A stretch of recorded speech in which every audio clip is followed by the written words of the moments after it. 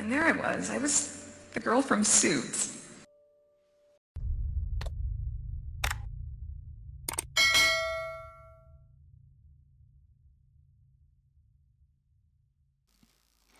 This one's wife, jailer and captive.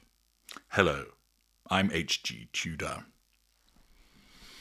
It is an inescapable truth of the relationship between the narcissist and any victim that, at least initially, the victim did not consent to their ensnarement.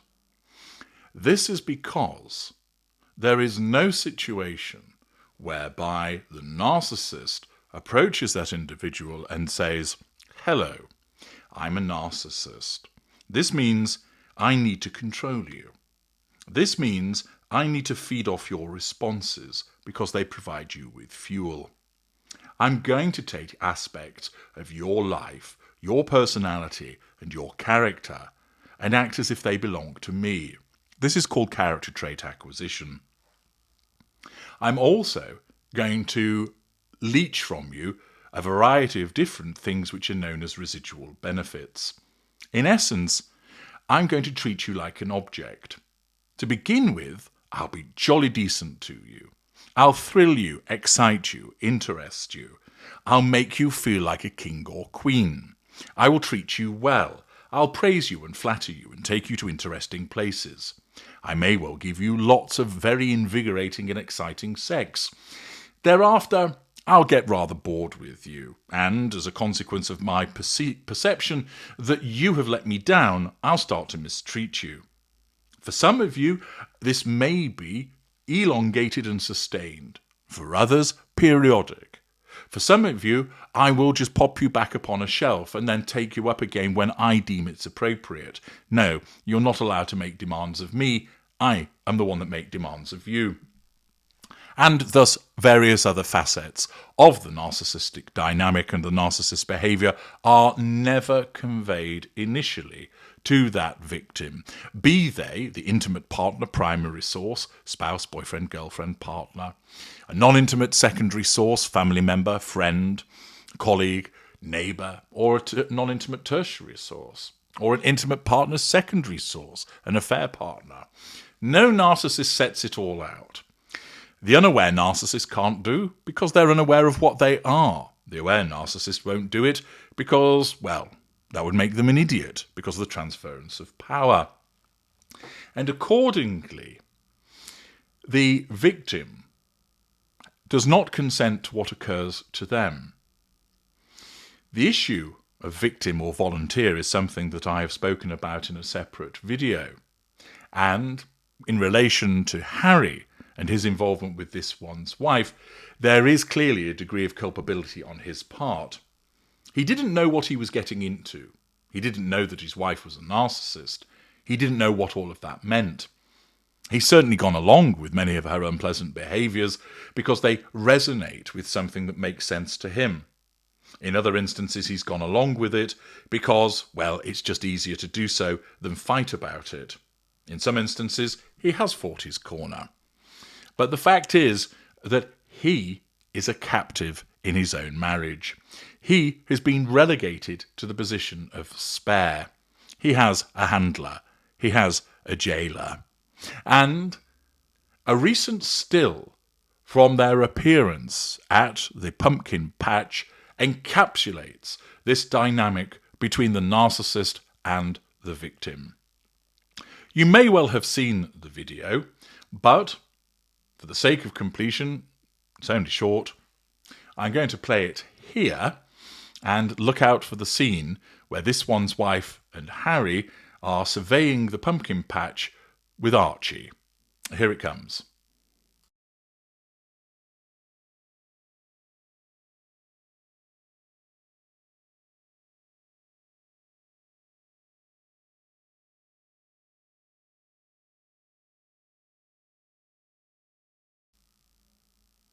Now on your screen you can see the still that has been taken from it.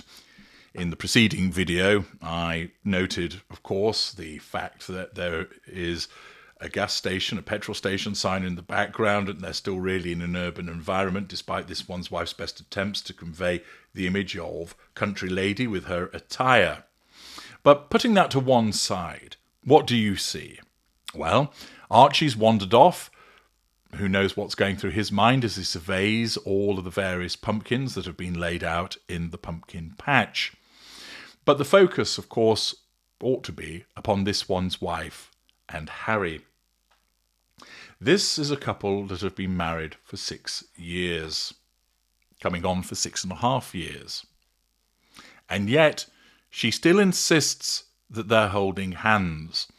But you've got to ask yourself, what is the point of holding hands in the way that they are when you could more or less drive a bus between them? The fact is, that is utterly performative. There is not a shred of warmth in that hand-holding that you see on the screen.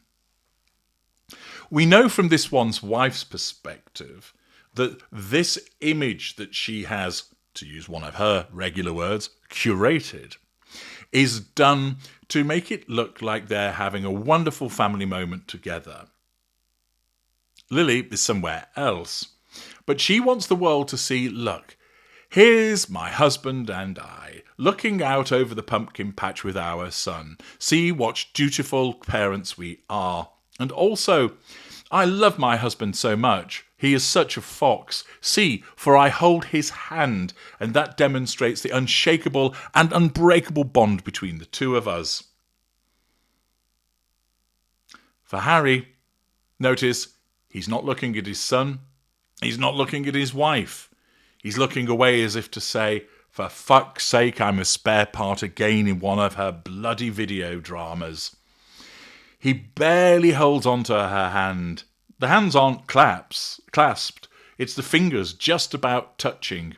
And the gulf between them is demonstrative of the actual gulf that exists in terms of real affection. He is probably sick to the back teeth of her.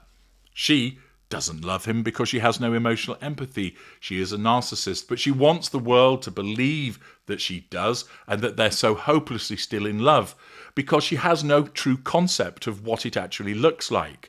And so what you get is the narcissist performative version of love, which is this artificial appearance in a pumpkin patch. Quite frankly, it looks ridiculous. Two adults in their 40s holding hands in this manner, stood considerable distance apart, arms stiff, fingers just about touching. Anybody looking at that would suggest there's not a lot of warmth there. It's a rather strange stance, isn't it? You, in the know about the fact that she is a narcissist, understand why this is being done. It's performative. She's asserting control over Harry by holding his hand. She's asserting control over the audience by conjuring up this supposedly wholesome image of her and Harry in love, looking upon over their son as he ambles through the pumpkin patch. What you're really seeing is jailer and captive. The narcissist keeping the victim under control. That Harry, simp that he has become, the beta cuck that he is within his marriage, stands there having to hold hands in this manner. It's unnatural and it's pathetic. Some people, of course, do continue to hold hands and wrap their arms around one another as they have been together for many years, even decades. But it's demonstrative of the warmth and affection and love that is between them. You can see in the body language that is completely absent here. This is a man who's having his hand held as if he's a little boy. Come and stand on the edge of the pumpkin patch, H. There's a good boy. You need to watch Archie as he ambles along. We're being filmed, so stand still. Don't pull away. No. If you do that, I'm going to have to pull down your pants and you'll join the Pink Bottom Brigade. You naughty, naughty limey. That's it. Stand still, where you could look a little bit more happy about what you're doing. He's being instructed, directed, moved around. Part of the performance. And what you see here isn't a loving husband and wife. It's jailer and captive. I'm H.G. Tudor. Thank you for watching.